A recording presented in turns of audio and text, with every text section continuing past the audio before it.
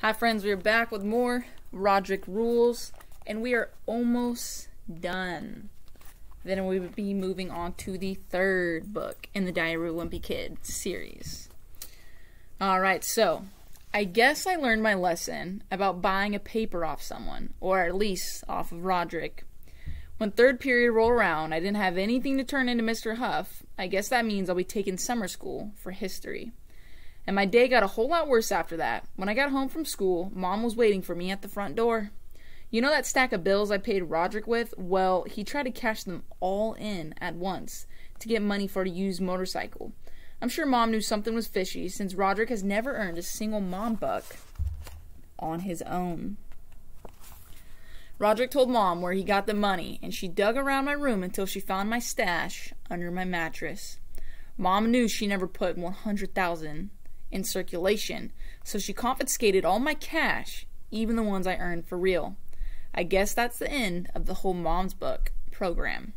To be honest with you, I'm kind of relieved. Sleeping on that pile of cash every night was really stressing me out. Mom was mad that I tried to put one over on her like that, so she gave me a punishment, but I got that out of the way before dinner. Mom says we have to clean the whole garage. Shoot. Look, he's tricking his friend into helping. Thursday. Today was Thanksgiving, and it started off like it always does, with Aunt Loretta showing up 2 hours early.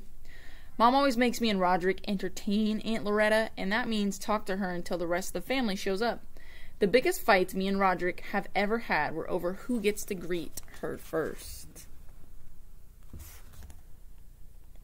She doesn't look very fun to be around. The rest of the family started trickling in around 11. Dad's brother, Uncle Joe, and his kids were the last ones to show up around 12:30. Uncle Joe's kids all called Dad the same thing. Hi, Aunt Fwank. Mom thinks it's really cute, but Dad swears that Uncle Joe tells his kids to do that on purpose.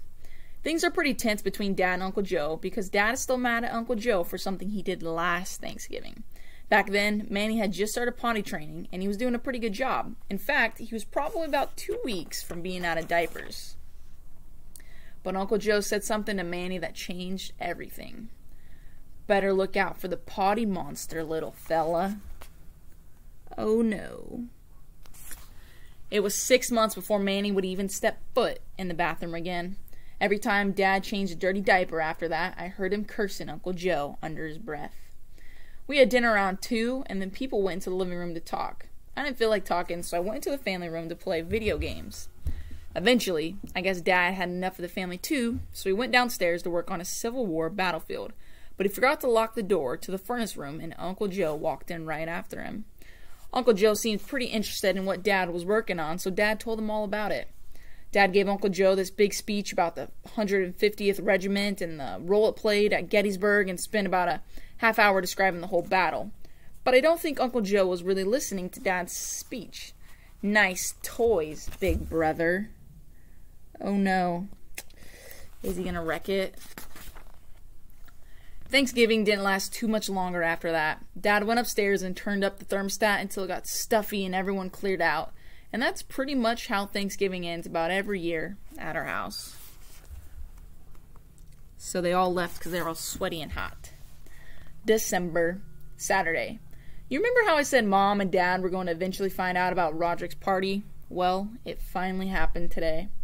Mom sent Dad out to pick up the pictures from Thanksgiving, and when Dad got back, you could tell he wasn't happy about something. The picture in Dad's hand was from Rodrick's party. It looked like one of Rodrick's friends accidentally took a picture with Mom's camera, which she keeps on the shelf above the stereo. And when he took the picture, it captured the whole scene. So this is him handing her the photos. And this is the photo. Chips and drinks and... oh boy. Rodrick tried to deny that he had a party, but everything was right there in the picture. So there really wasn't any point. Mom and Dad took away Rodrick's car keys and told him his punishment is that he's not allowed to leave the house for a whole month. They were even mad at me because they said I was Rodrick's accomplice, so I got hit with a 2-week video game ban. Sunday. Mom and Dad have been all over Rodrick's case ever since they found out about his party. Rodrick usually sleeps until about 2 in the afternoon on weekends, but today Dad made Rodrick get out of bed by 8 a.m. Making Rodrick get out of the bed early is pretty much a big blow to him because Rodrick loves to sleep. One time last fall, Rodrick slept for 36 hours straight. He slept all the way from Sunday night until Tuesday morning, and he didn't even realize it. He missed the whole day of his life.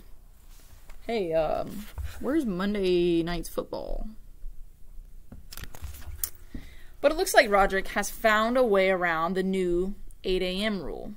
Now, when Dad tells Rodrick to get out of bed, Rodrick just drags his stuff upstairs with him, and he sleeps on the couch until it's time for dinner. So I guess you gotta give this round to Rodrick. I would wake him up. Tuesday. Mom and Dad are going away again this weekend, and they're dropping me and Rodrick off at Grandpa's. They said they were gonna let us stay home, but we proved we can't be trusted on our own. Grandpa lives over in Leisure Towers, which is this old folks' home. I had to spend a week there with Rodrick a few months ago, and it was the low point of my whole summer. Manny is staying with Grandma this weekend, and I'd give anything to trade places with him. Grandma always has her fridge stocked with soda and cake and stuff like that, and she has cable TV with the movie channels. So Manny is living it up. The reason Manny is going to Grandma's is because Manny is Grandma's favorite. All you need to do is take one look at her refrigerator for the proof. It's only Manny. But if anyone ever accuses Grandma of showing favorites, she gets all defensive. I love all my grandchildren the same. And it's not just the pictures on the fridge either. Grandma has Manny's drawings and stuff hanging up all over her house. The only thing that Grandma has from me is this note I wrote her when I was 6. I was mad at her because she wouldn't give me any ice cream before dinner, so here's what I wrote. I hate you, Grandma. Grandma has kept that note all these years, and she's still holding it over my head. And this is what my wonderful grandson, Gregory, made for me. She even put it in a frame. I guess every grandparent has their favorite, and I can understand that. But at least Grandpa is upfront about it. Gregory is my favorite. Alright, well, we'll find out next time what happened at Grandpa's. See you guys then.